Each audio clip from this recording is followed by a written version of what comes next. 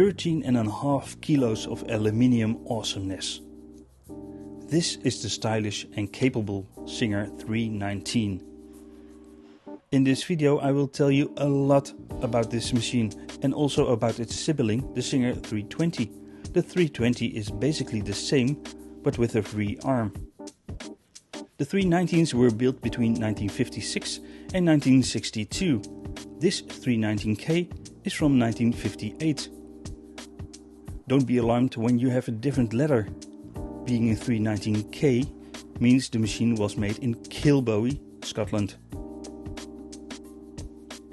I have a separate video on where a Singer may have been built. But first the need to know things. Let's talk about needles and bobbins. It is important to use the 206x13 needles only, also known as the SY2029 and HPX13. Do not use the standard class 15 needles, they will damage the bobbin case.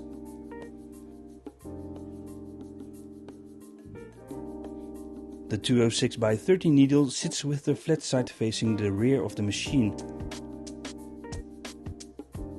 Speaking about bobbins, the 319 uses industrial 20U bobbins class L. Both bobbins and needles are still available. And now something about the system. The 319 has a rotating system similar to the class 201, only vertical instead of horizontally. A hook catches the loop of the thread and pulls it around the bobbin case to make a full rotation. One of the biggest selling points is the ability to use one of the 5 inbuilt patterns, or a combination. You can also use a cam. They are the same as the cams that came with the 306 and 328. But more on that later. To sew you need a top and bottom thread. Move the balance wheel on the rear until the take-up lever is in its lowest position. Remove the casing from underneath the sewing machine and pull the bobbin out of it. The 319 and the 320 were designed to wind the bobbin while sewing. In this example we wind the bobbin without the needle moving. To achieve that, turn the clutch plate on the rear a quarter turn to the left. Slide the 20U bobbin on this knob. The spool holding the thread stands on one of the 2 pillars. Pull the string to your left and behind this hook, below, right underneath this little guide wheel and towards the empty bobbin. Pull the thread through the hole and do not release it. Press the unit towards the balance wheel. The rubber wheel should make contact with the balance wheel. Start winding by pressing the foot pedal or by turning the hand crank.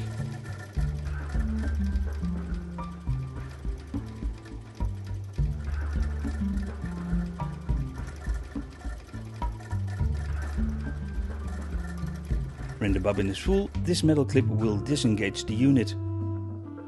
But you can flip the switch manually too when you think you are done. Do not forget to tighten the clutch plate on the rear a quarter turn to your right.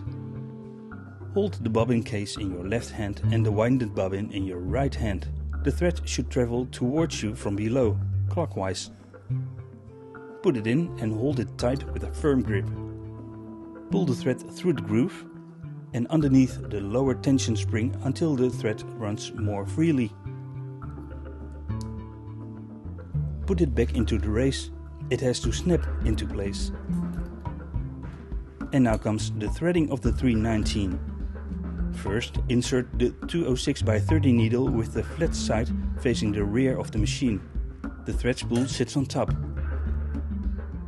Guide it to the left to this hook, then down and underneath the upper tension assembly.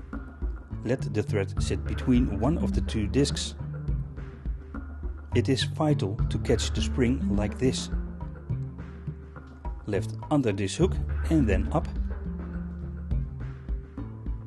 Through the hole of the thread take-up arm, right to left. Then down. Snap the thread behind the 2 hooks. The third and final hook is just above the needle.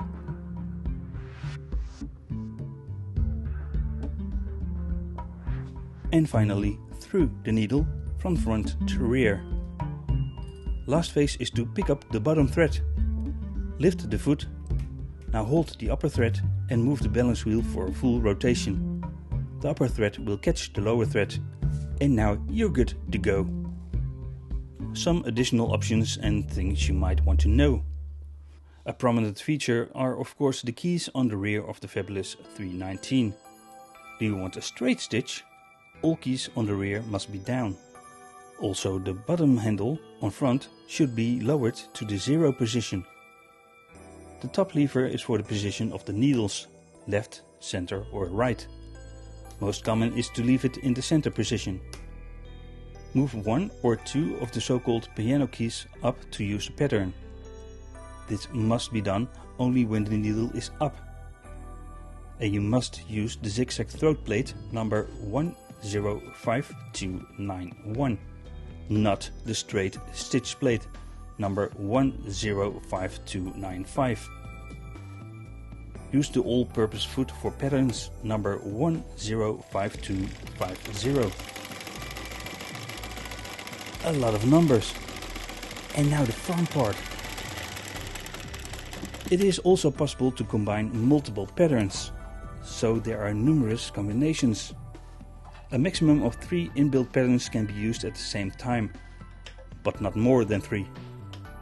For instance, a slightly ordinary zigzag can be achieved with the zigzag lever up and with a wider swing of the needle managed by the bottom lever between 1 and 5.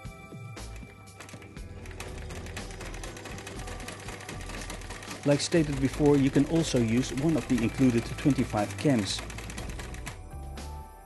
Unscrew the cover plate, lefty loosey tighty righty. Put the cam on the knob, screw the plate back on and lift the first piano key.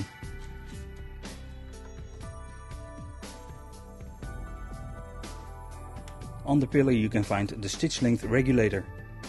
The lower half is the stitch length for normal sewing. The lower you set the handle, the wider the stitch length to only 6 stitches per inch. Near the middle is the tightest stitch up to 25 stitches. The upper half is the same as the lower half, only for the reverse. Near the middle is the reverse for a tighter stitch length and up is the back stitch for a wider mode. The knob on the left limits the movement of the handle we just talked about. By doing so, you can switch to the same stitch length but only in reverse and back again. The 390 does not have the ability to drop the feed dogs like some others could. Instead, we have a special plate for that, like we saw with the Singer 66 for instance. Replace the plate if you want to sew without the feed dogs messing up your project.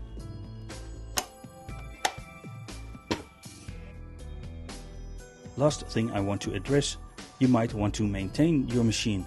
Use sewing machine oil and no WD-40.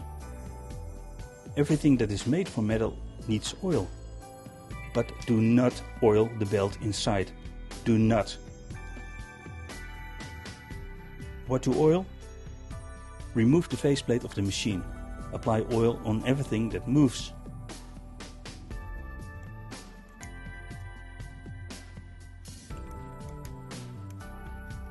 The same goes for the underneath of the Singer 319.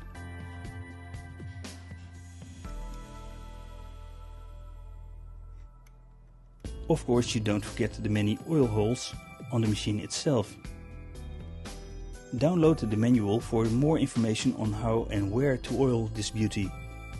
Apply sewing machine oil is essential for a smooth running sewing machine.